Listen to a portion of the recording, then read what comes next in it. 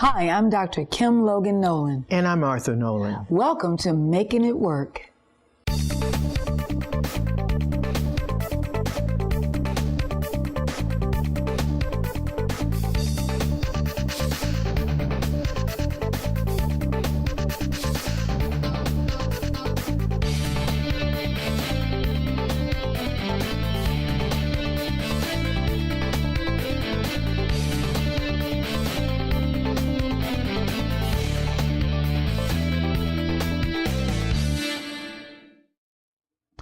Arthur, wanted to continue talking about the making of a catastrophe. Can you do a recap for those who are just joining us for part two? Well, basically what we talked about in part one was the devastation that African-American males and men in general are going through at this point. The prison system being a place where the men are just overwhelmed with the issues of being locked up and dealing with that type of environment.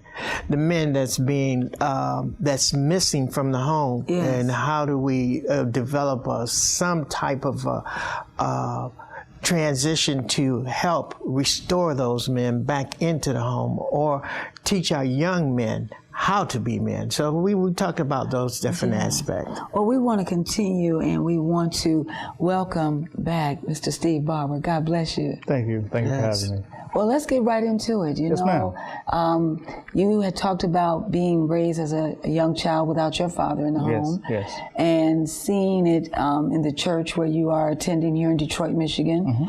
So let's talk about some of the concerns that that you have about the catastrophe that the United States and around the globe they're facing today. Fathers not being in the home, whether they're African American, European American. Where are the men?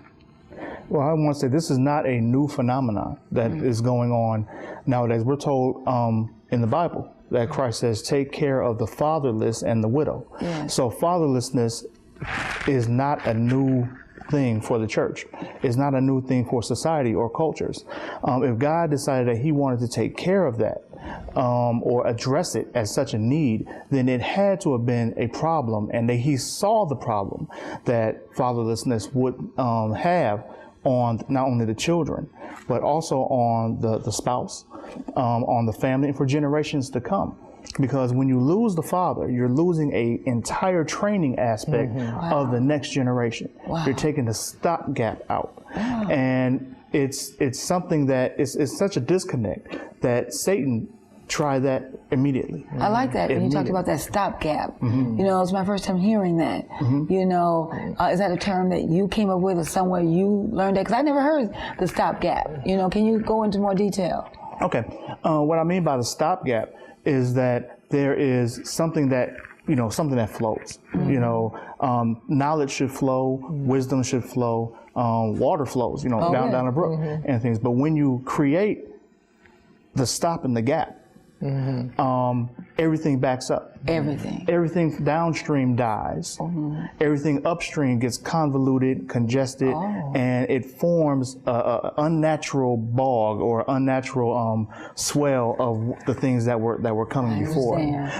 It's kind of like when a beaver makes a dam. You know, he goes and he plugs up the stream, and then people that have relied on that water coming downstream, like, well, what happened? What happened to the water? But he's up there living in the lap of luxury. You know, and that not only happens with fatherhood, but it happens in business. It happens in the school system. It happens in government. You know, we want certain things to happen for everybody, but certain people want certain things to happen only for them and things and people that they know. So the stopgap is actually a fault, or is actually a devastating effect to not let not people, but not let progress. Thank you. Progress proceed further down so that other generations will become better and build on top of things. One of the things that I was thinking about while you were talking is basically, and my reference is to African American male right now. I read an autobiography of Frederick Douglass, and what he indicated was that it was really necessary after slavery that African American men be protected, because whereas they were going out to work in the fields in different environments, what the resentment had built up against them, you know, to the point where they were being murdered. And Frederick Douglass put out a call to indicate that the women should work and take care of the African American men until this trend changed, until this change will occur and society would accept them. You're right. You know? You're right. And to think about it, this is post-slavery, if you pardon my expression, but it was the pre-time before when anti-slavery or when slavery was abolished. All that was still new, so people were still looking to hinder that generation, because you know they broke up the homes. They took this man from this family and stuck him over here with this family. This man is built very well, so I'll send him over there to this farm, and they'll give him a new wife, but he has kids and things and children and a wife over here. But we're going to send these kids over here because they'll probably build up and be just as strong and big as their father. So we'll sire them. You know, we'll have him over there, and we'll have him be a bull as he grows up. And anybody that knows anything about farming or farming of animals, when you have a bull, you use them for breeding, and that's what they want. That's what they do. You know, that's what they did, and that effect was still so raw, and that in that post anti-slavery era, that it was, people were still looking at, okay, well, the government says you're free, but I'm still going to do to you what I want to do to you. So men are getting murdered. Men are still getting grabbed and taken down south to be put into slavery. They're still being killed or being taken somewhere to be bred. So of course, in order to protect the male aspect, women were encouraged to go and be a gap, or I would say an overlay, you know, for the men to be protected in a sense. And what that did, that caused a not a problem, but it caused a protection for the male, but also caused empowering of the female. Yes, and it was innovative thinking as well, because one of the things that we have to remember is that this was not something that the men were accustomed to, because they were built, they were bred, and they came to the country to work into the cotton fields, so they were workers. You know, and after slavery, this was something that they felt that they could continue to do. They thought that they could own their own farms and their own land, and which some of them did. But they were promised. Yes. They were promised that. And it was that transition that's going on. But now we're moving back up to today. Okay. You know, when we're talking about today, I'm thinking more so about the new plantation. And the new plantation to me is what? New plantation today is a number of things, but I'm thinking the workforce. And the prison system. And the prison system, yes. You know, because there's a lot of people that's in prison right now that are working jobs that are very beneficial to corporations, and they don't get paid but change. Exactly. You know, so, and the prison system is enormous. I mean, and it is a business. There are Fortune 500 companies right now buying prison systems. They're building prisons for people to come into, send people to, so that they can make money. Anytime you have an institution that is looking into an investment, a Fortune 500 company, one of the richest companies in the world, that is looking for an investment, they only look at one thing, and that's a return on investment. Absolutely. They don't care about the people working for them. They want to make sure that this is going to make money for them. And they see that the prison system is making money for states, is making money for counties, and cities, and they want a piece of the action too. So what they're going to do, they're privatizing prisons, and they're privatizing jails, and people can come in. If you had a Fortune 500 company, you can go in and you can buy a prison, and you can staff it for the people who you want to staff. Okay, so if you want this culture to survive, you place your system in the middle of that culture, but have your prisoners shipped in. That way, you're employing people, and you're also incarcerating and putting people away. You know, when I read that and saw that, I was just appalled. I could not believe that this was being done, you know. Slavery all over again and how it's being implemented. And these men, even when they leave prison, Arthur, they leave with a minimum of $400 or $500, and they serve 10 or 15 years, if that. Well, some jobs in the prison system will allow them to have a little bit more, depending on how many years they have, because there are different wages and different jobs in the system. But what's even more devastating is the fact we still have that same premise where men are being taken out of the home, you know, and being placed into a different environment, taken away from their families. Where we talk about rehabilitation, and you know, rehabilitation should be something that really is improved upon to offer an opportunity for somebody who may have made a mistake to be rehabilitated and to move forward in their life, to develop some type of skill, or possibly even get an education. But before you can rehabilitate, you have to habilitate. Like you were saying, you've got to retrain, you got to change the way they think, the structure, their whole mindset. Then you can begin the rehabilitation process. You know, it's like before you can construct, we do deconstruction first, and then we reconstruct the whole process, and we do that in communication. So, you know, let's talk about the rehabilitation of the mindset. It's funny that you mentioned that, because just thinking about the prison system, you're taken out of society and you're put into a system that should be able to rehabilitate you. But it's just listening to what Dr. Kim said, and I love her words.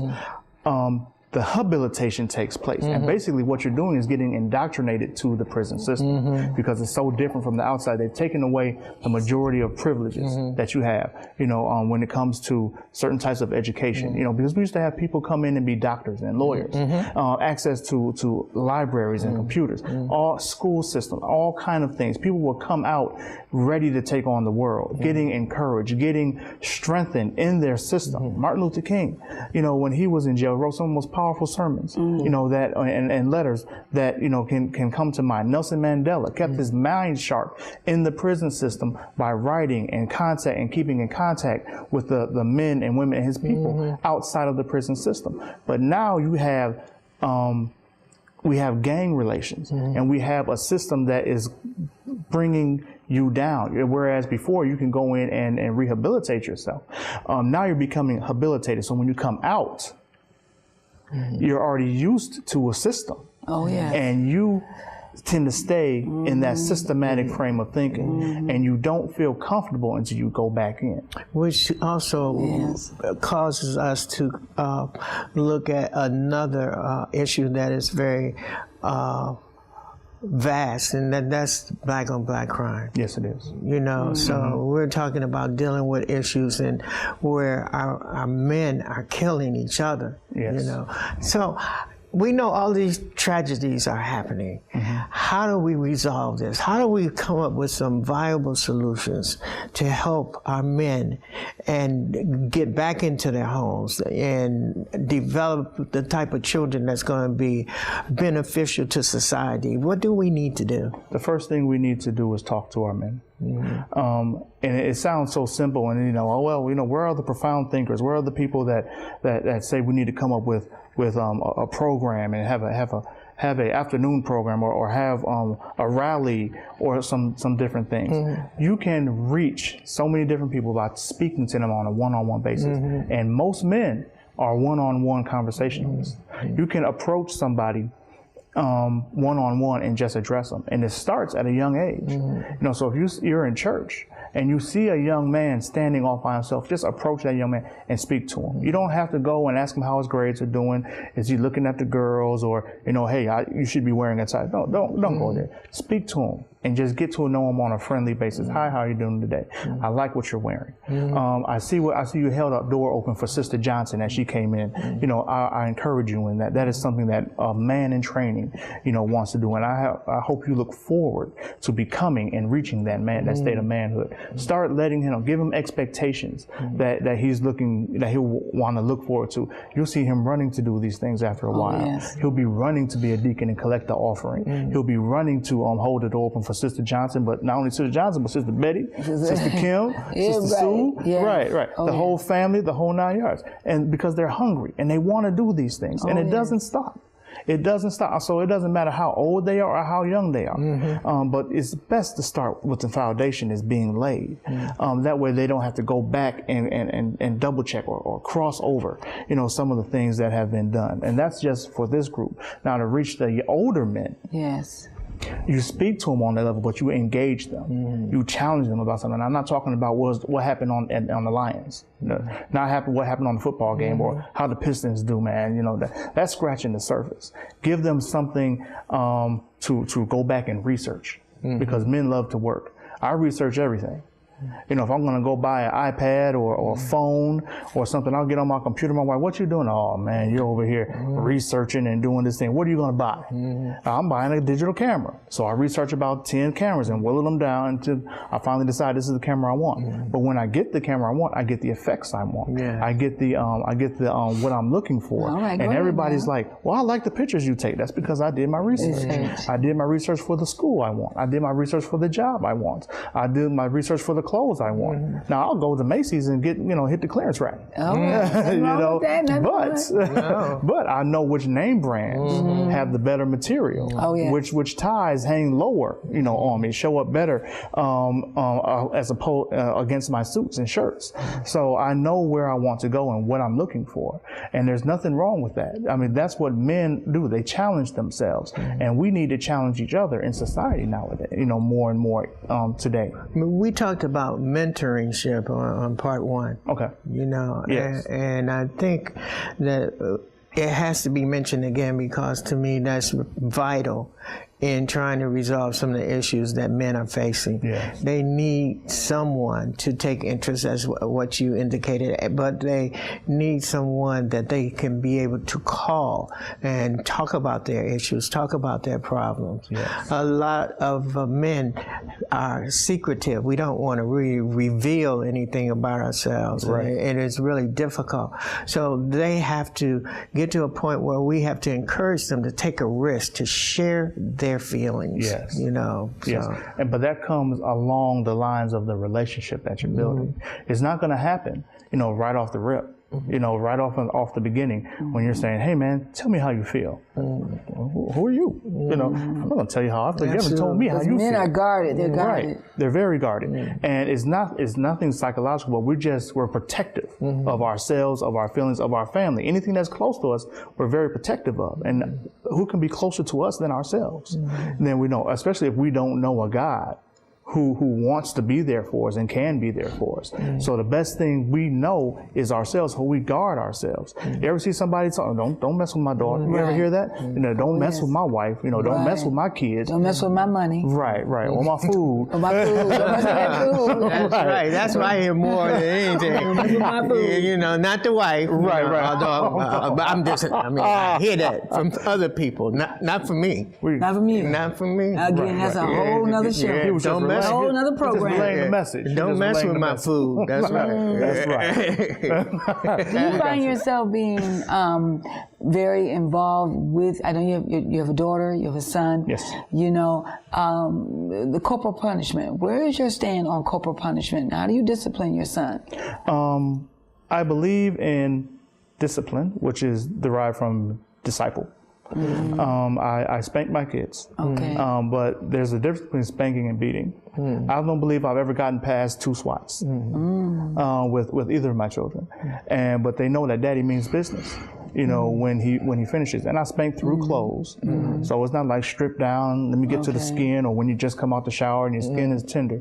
No, you have to overthink. You have to let them know that daddy means business. And when I spank, it's after I've told you 50 times. And after I've taken you and shown you, no, this is what I mean. This is what I want to do. Because now it's becoming that you're, in your mindset, daddy knows I want this to be done. Right.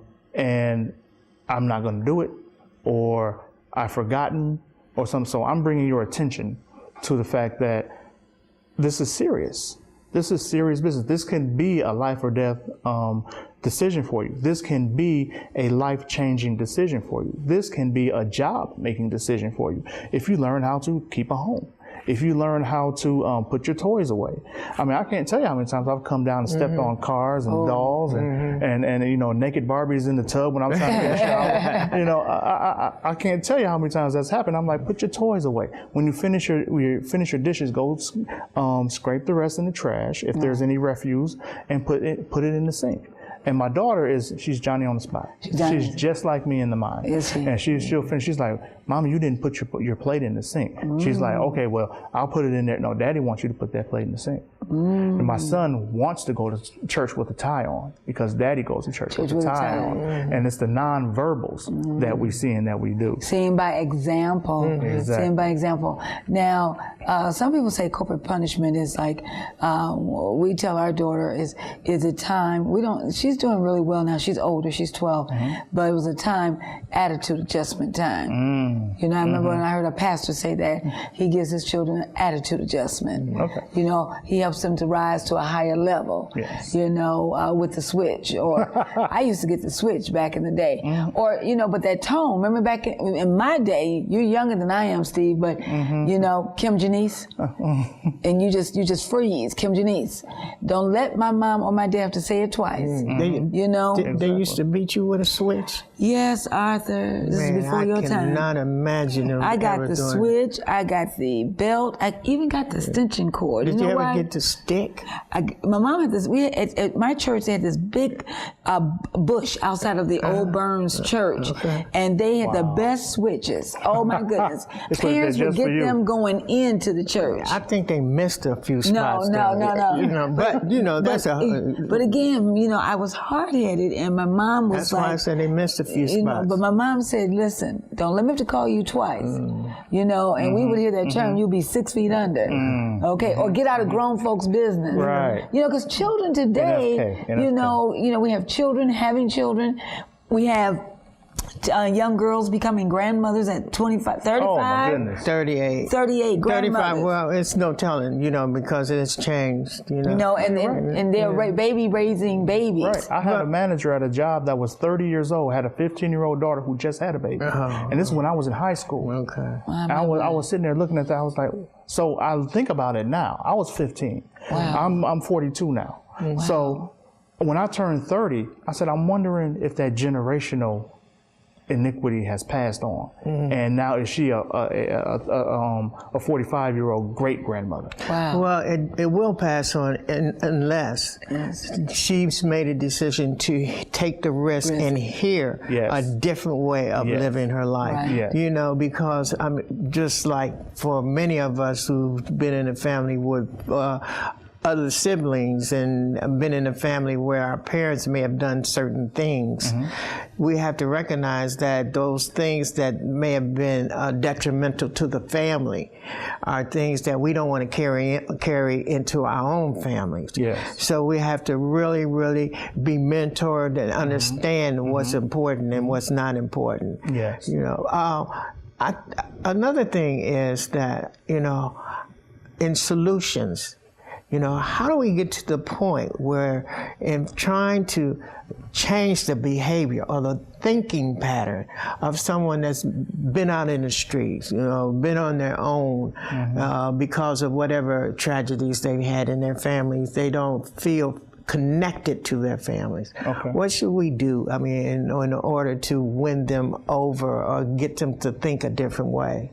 Well, we would follow Christ's method. Christ would go in and find out what is meaningful to you, what you're hungry for, what you're thirsty for. Somebody that hasn't been raised in the church or is disconnected with the family may see a family that is close and that is connected. So what Christ would do, he would go in and ask that person, hey, what's up with that family over there? You know, how are they able to talk and speak so fluidly? Not bringing attention to your own family or to your own situation, but bringing attention to where you want to be. You know, he went to the lady in the well. Hey, I can give you water that, you know, you will never thirst again. Yeah. He's addressing her situation. Yeah. He's not even addressing the fact that she may be thirsty. But hey, I can give you something that you don't think I have. And she's like, where can I get this water? Where can I get this? So dialogue. That's when it comes on board. He encouraged the disciples when he approached them.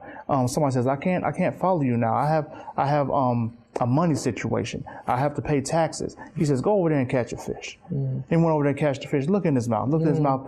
Pay your taxes. Come and follow me. That's what I'm saying. He will address your situation right off the bat. Right off the rip, but he wants you to come in and follow him and take you in a route that you will never see coming. Who knew to go look in a fish's mouth for some gold? Gold. You know, who knew to go looking for at a well but finding living water? Who knew to go do that? You better preach, Steve. You see? and that's so relevant, because we're in a time now where we need to find the fish. We need to go to the well and get the living water, because we need our men. We need to do whatever is necessary to bring them back to the family, to help them recognize that it's important for them. See, what's happening now with media and with all the distractions that are out there, young men and some and men who have been dealing with difficult situations feel that there is no hope. Yes, they do. You know, They've been told that. Yeah, we need to find a way to let them know. Just by listening to you, you're motivated to go out there and to tell them there is a different way. Well, I've been through some stuff, man. I mean, and I can say that for every man that is watching, you know, right now. We have been through some stuff, and I'm including everybody. Yes. We have been through some stuff.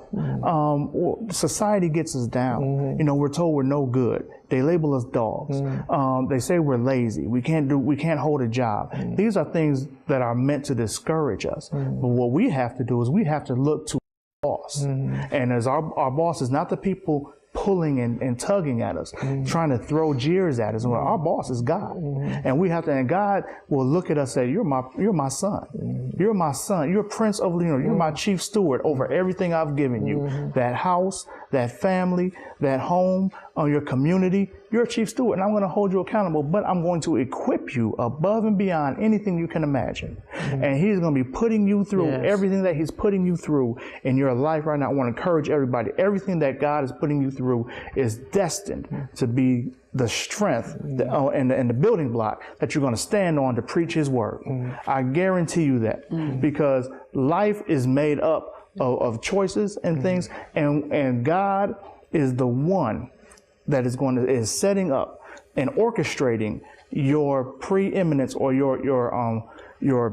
not discipleship, but your greatness and your structure over everything that He has set you over. And then when He turns you loose, when He turns you loose, you're going to have so much wisdom, so much knowledge. People are going to come to you and say, well, how can I do this? And you went back through the same situation 10 years ago. That's right. 10 years ago. And you're able to mentor to this brother. You're able to mentor to this sister. You're able to encourage that husband to be a better husband. Encourage that son to be a better son. Tell them boys to pull their pants up. You can't just do that off the rip. You know, you got to be out there working and mowing your lawn with your Okay, I got to stop you guys. Listen, our time is up. Our time is up. Listen, it's not. I got one more. No, it's gone completely. It's gone. It's cut. I can't believe something happened. Something went. Listen, Steve. Listen, we ask that God be with you and your family. Thank you. And greatness has come. We didn't get a chance to talk about it, but I know God He's prepared you on the foundation, and where He will be leading your life. God bless you and your family. Listen. You don't have to have a catastrophe. We can work it out together with prayer and God. I'm Dr. Kim Logan-Nowlin. I'm Arthur Nolan. Continue to make it work. God bless. God bless.